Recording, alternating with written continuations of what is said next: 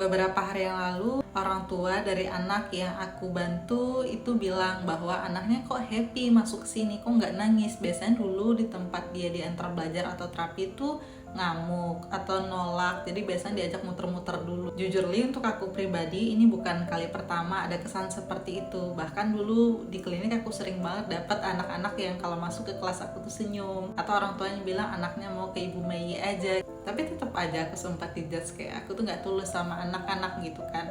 Dan aku pernah menghadapi anak yang dia udah di tahap melukai orang tuanya, tapi di aku sendiri udah setahun lebih dia berhadapan dengan aku, dia nggak melukai aku.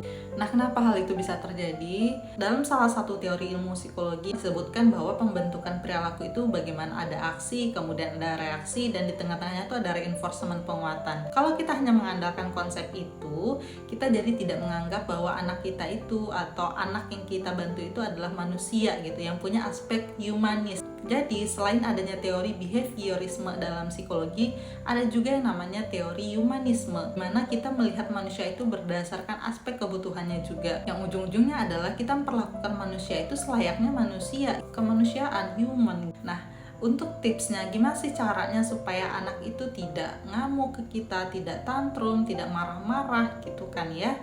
Ada beberapa hal yang biasanya aku terapkan di diri aku. Pertama adalah aku selalu menganggap anak ya anak. Kebanyakan kita kadang beranggapan bahwa anak kecil itu mereka nggak tahu apa-apa. Padahal kalau kita pelajari lebih lanjut, anak-anak itu memiliki kemampuan kecerdasan yang luar biasa. Mereka bisa merasakan apa yang kita rasakan dari vibrasi kita. Hanya saja kekurangannya adalah mereka sulit mengkomunikasikan hal tersebut. So, ketika kita mendampingi si anak dalam keadaan tidak tulus atau dalam keadaan marah-marah atau sekedarnya atau cuek, anak bisa merasakan itu. Jadi itu yang aku maksimalkan, gimana seperti apapun keadaan aku, ketika aku berhadapan dengan anak, aku akan berusaha dalam kondisi yang aku menerima mereka. Aku mengesampingkan dulu perasaan bad moodku ataupun masalah-masalahku. Setelah itu apa? Setelah kita mengesampingkan yang tadi-tadi, ya kita benar-benar hadir untuk anak. Aku benar-benar memposisikan diriku benar-benar berada di saat ini, bermain dengan mereka, memuji mereka, menyentuh mereka, mengapresiasi dengan cepat dan tepat, karena itu sangat berpengaruh sekali. Poin selanjutnya adalah kita perlu latihan untuk lebih jeli melihat kondisi si anak. Anak itu kan fokusnya cenderung masih terbatas ya,